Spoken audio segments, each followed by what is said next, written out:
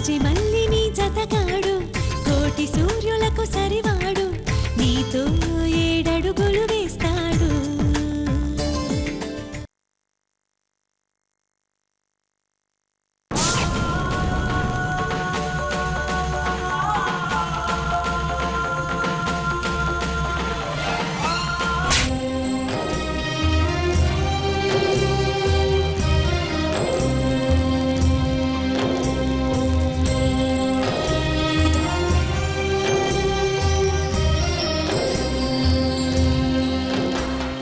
నువ్వు స్టేషన్లో ఒంటరిగా 2 రోజులు ఉండాల్సి వస్తుందని నీకు తోడుగా నేనెక్కడికి వచ్చానా? కానీ నన్ను ఒంటరిగా వదిలేసి నీ స్వార్థం నువ్వు చూసుకుని వెళ్ళిపోతున్నావు. నేను నీ శత్రువుని కాదురా, నేను నీ తోడబుట్టిన తమ్ముడిని. ఆపో!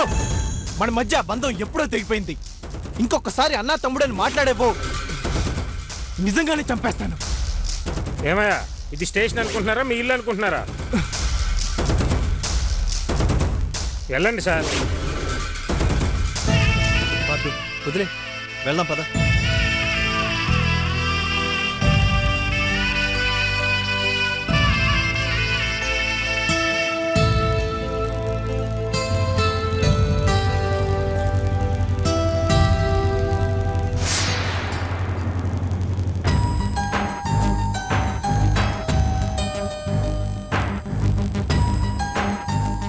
రే నందు, ఏమైందిరా? ఏమైంది నందు? అడుగుతుంటే మాట్లాడవే. ఒంటి నిండా ఈ కిరోసిన్ ఏంటి? చెప్పు నందు. చచ్చిపోతామని నేనే పోసుకున్నాను.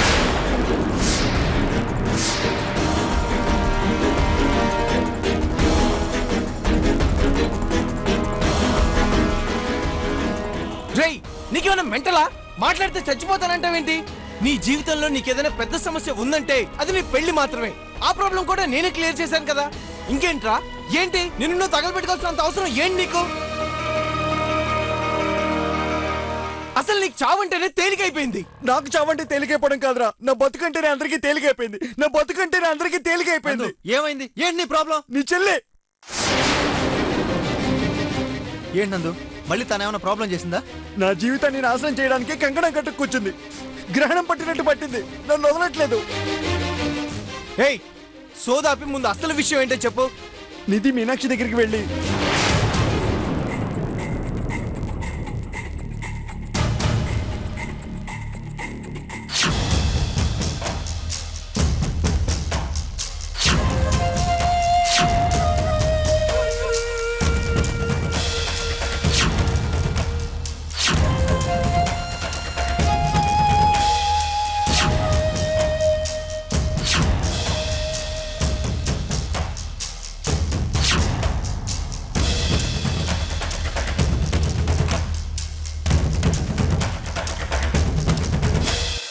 నీ చెల్లెలు చేసిన పని వల్ల మీనాక్షికి నచ్చ చెప్పడానికి నా చావుకొచ్చింది తెలుసా? ఏంటన్నయ్య ఇది? నిధి మమ్మల్ని ప్రశాంతంగా ఉండనివ్వదా? ఎప్పటికప్పుడు ఏదో ఒక సమస్య పెట్టి ఇప్పటిదాకా మమ్మల్ని బాధ పెడుతూనే ఉంది, ఏడిపిస్తూనే ఉంది.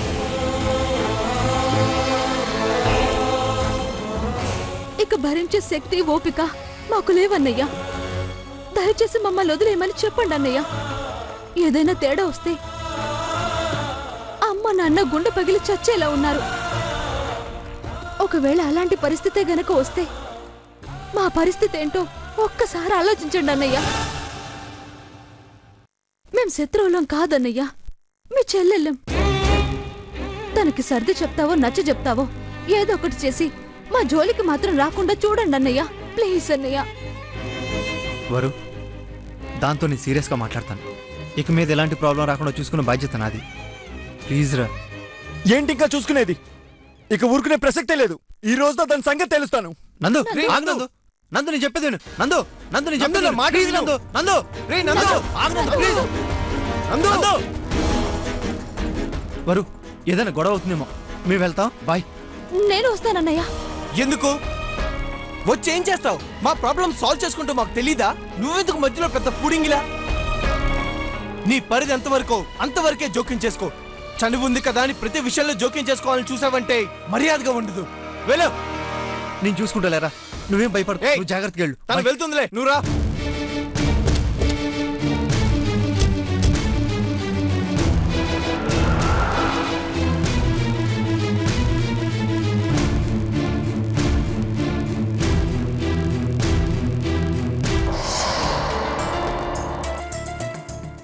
ఏమే కాఫీ అడిగి 2 రోజులైంది, తేవటానికి ఎన్ని రోజులు పడుతుందో?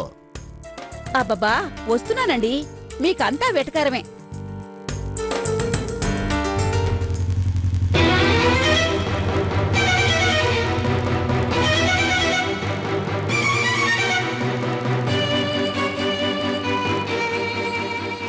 నిధి, నిధి,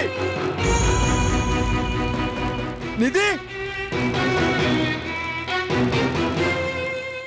ఏమైందయ్యా, ఎందుకంత గట్టిగా అరుస్తున్నావు? నిధి, నిధి.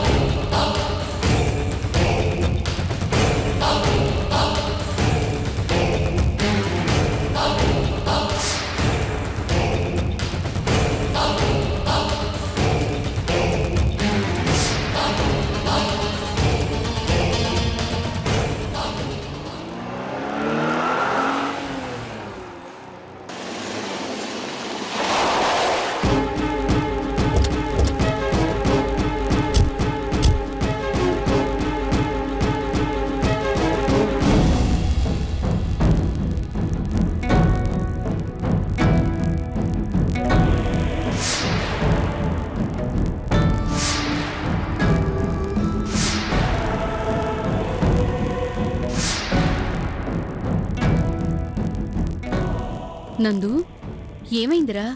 ఎందుకలా ఉన్నావు?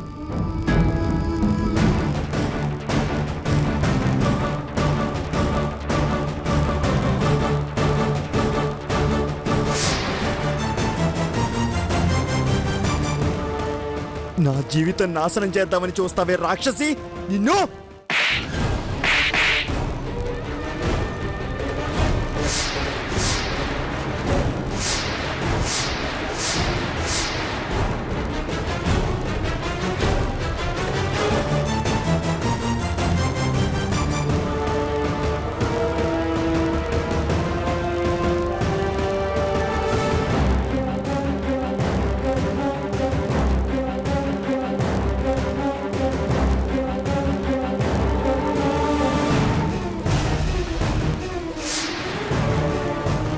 రేయ్, నా కూతుర్నే కొడతావురా? ఎంత ధైర్యం రా నీకు? కొట్టడం కాదు, నీ కూతురు చేసిన పనికి చంపినా పర్వాలేదు. చంపరా, చంపు, చూస్తాను, చంపరా. చంపుకోండి. రేయ్, నా తమ్ముడు షర్ట్ వదలండి సార్.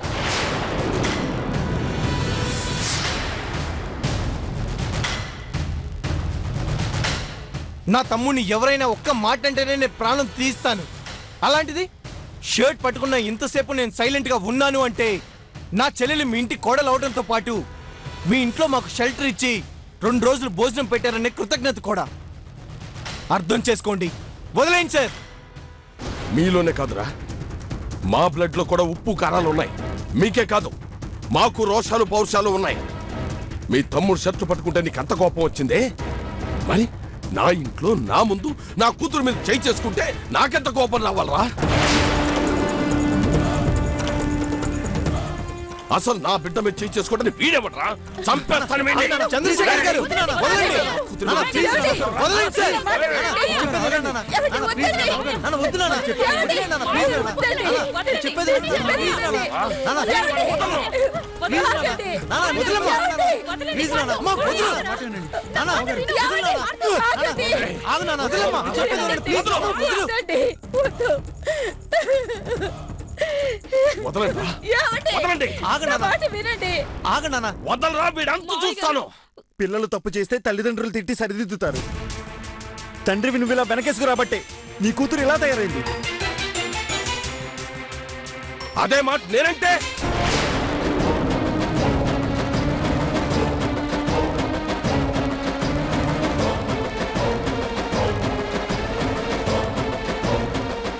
మీ అమ్మా నాన్నలు మిమ్మల్ని సరిగ్గా పెంచకపోవటం వల్లే మీరు ఇలా తయారయ్యారు.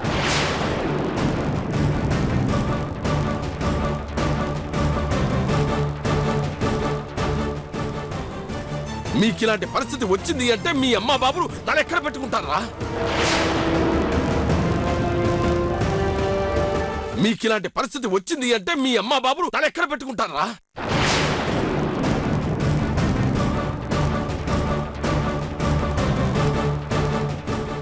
ఎదుటివాడి వైపు ఒక్క వేలు చూపిస్తే మన వైపు 4 వేలు చూపిస్తాయి, గుర్తు పెట్టుకో.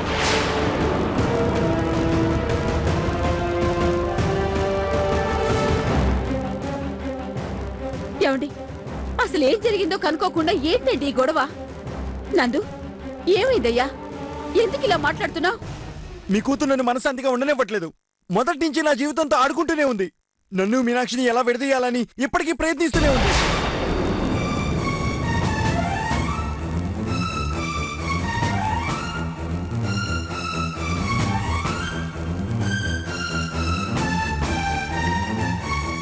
మళ్ళీ ఏమైంది బాబు? ఈవిడ గారు మీనాక్షి దగ్గరికి వెళ్ళి, నువ్వు నందుని వదిలే, నేను వాడిని పెళ్లి చేసుకుని నా దగ్గర ఉన్న ఆస్తంతా వాడి మొహాన కొడతాను, వాళ్ళ జీవితాలను ఉద్ధరిస్తానని నన్ను కొనడానికి బేరం పెట్టింది.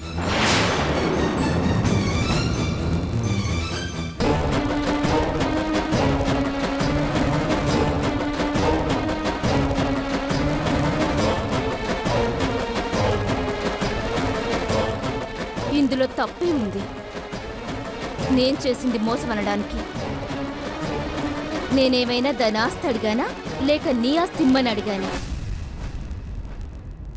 నేను నిన్ను ప్రేమిస్తున్నాను కాబట్టి, నువ్వంటే ఇష్టం కాబట్టి నిన్ను పెళ్లి చేసుకుంటానన్నాను. నా పేరు మీద ఉన్న ఆస్తంతా నీకిస్తానని చెప్పాను. దాన్ని మోసం అనరు, త్యాగం అంటారు.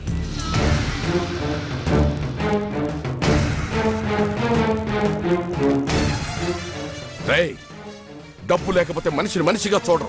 అంతేకాదు పెళ్ళాం కూడా మొగుడిని చూడదు.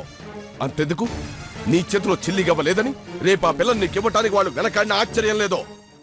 అందరూ మీలాగా ఉండరులేండి. ఉండరు, మాలా ఉండరు. ఎందుకంటే నువ్విప్పుడు కేర్ ఆఫ్ ప్లాట్ఫామ్. ఇలాంటి పొజిషన్లో తన కూతుర్నివ్వటానికి ఏ తండ్రి ముందుకు రాడో. కానీ నేను నా కూతుర్నివ్వటానికే కాదు, దాని పేరునున్న కోట్లాస్తి ఇవ్వటానికి కూడా సిద్ధంగా ఉన్నాను. మరి నాలా అందరూ ఉండరు కదా.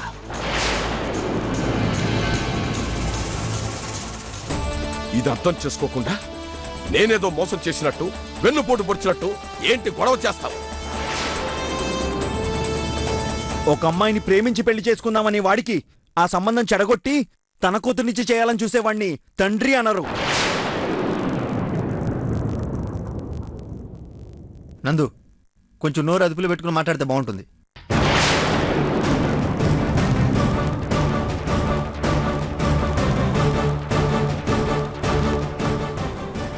నా చెల్లి చేసిన తప్పే కాదను.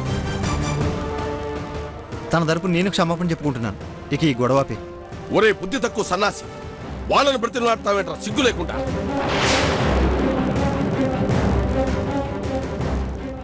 ఆస్తి పోగొట్టుకుని సిగ్గు లేక గతి లేక మనింటికొచ్చి మన పంచానుంటూ మనం పెట్టిన తిండి తింటున్నారా వాళ్ళు?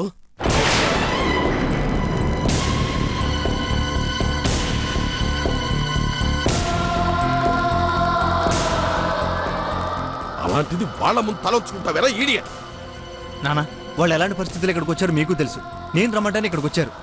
అర్థం చేసుకోకుండా మాట్లాడతారేంటి? వాళ్ళు మనల్ని అర్థం చేసుకోకుండా మోసగాళ్ళని మాట్లాడుతూ ఉంటే మాట్లాడకుండా ఎలా ఉంటావురా? నానా, మీరు కొంచెం ఆగండి. పార్దు, నందు, ఆయన ఏదో ఆవేశంలో అలా మాట్లాడేశారు, పట్టించుకోద్దు ప్లీజ్. అక్కర్లేదు. పరిస్థితి ఎంత దూరం వచ్చాక మీ చేత మాట్లాడిపించుకుంటూ మీ దయాదాక్షిణ్యాల మీద బతకాల్సిన అవసరం మాకు లేదు. ఇలాంటిది ఏదో జరుగుతుందని ముందుగానే ఊహించే ఆ రోజు రమ్మన్నా మీ ఇంటికి రానని చెప్పింది. కానీ నిధి మారిందని చెప్తే వచ్చా. మారదు కూడా. పాములో విషం పోవడం, మీ చెల్లెల్లో మార్పు రావడం అది జరగని పని. రేయ్, ఇంత దూరం వచ్చాక ఇంకా మర్యాద ఏంటి? ఇలాంటి మనుషుల మధ్య మేము ఒక్క క్షణం కూడా ఉండదలుచుకోలేదు.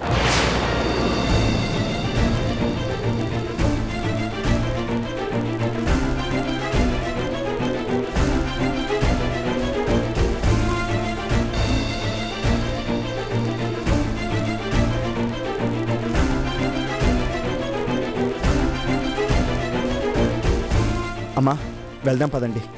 పార్దు, నాన్న, పదండి.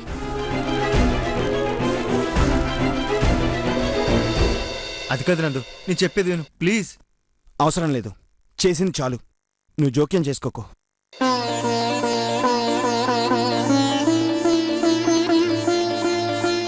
ఏంటమ్మా, ఎక్కడికి వెళ్ళగలమని ఆలోచిస్తున్నావా లేక భయపడుతున్నావా? ముందిక్కడి నుంచి బయటికి వెళ్దాం, అప్పుడు ఎక్కడికి వెళ్ళాలో ఆలోచిద్దాం. పదండమ్మా, పదండమ్మా. అన్నయ్య ఒక్క నిమిషం.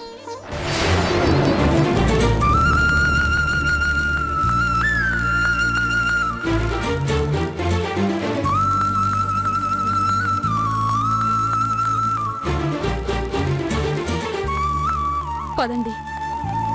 నువ్వెక్కడికి సిరి? మీ చెల్లెలు మా అన్నయ్య పెళ్లి చెడగొట్టడానికి వెనక ఎవరి హస్తం ఉందో నాకు బాగా తెలుసు.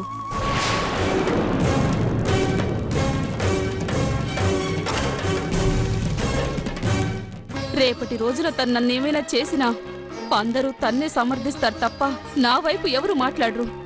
మా వాళ్ల మీద కోపంతో ఖచ్చితంగా నన్ను ఏదో ఒకటి చేస్తారు.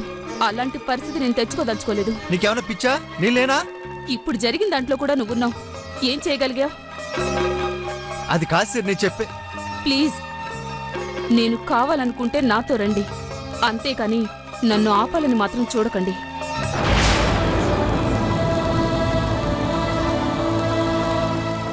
ఏంటమ్మా సిరి, అర్థం చేసుకోకుండా నువ్వు కూడా ఇలా? నన్ను క్షమించండి అత్తయ్య, ఇంతకు మించి మరో మార్గం కనిపించట్లేదు. అన్నయ్య వెళ్దాం పదండి.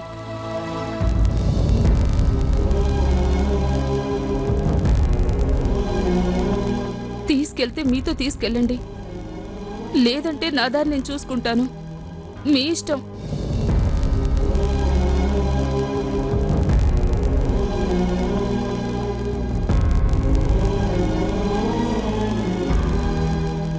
పద అమ్మా, పద. అమ్మా సిరి, సిరి నందు,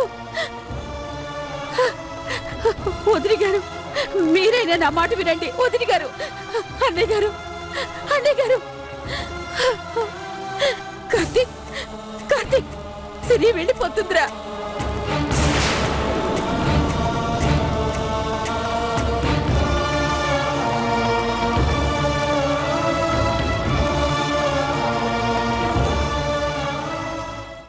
పదండమ్మా.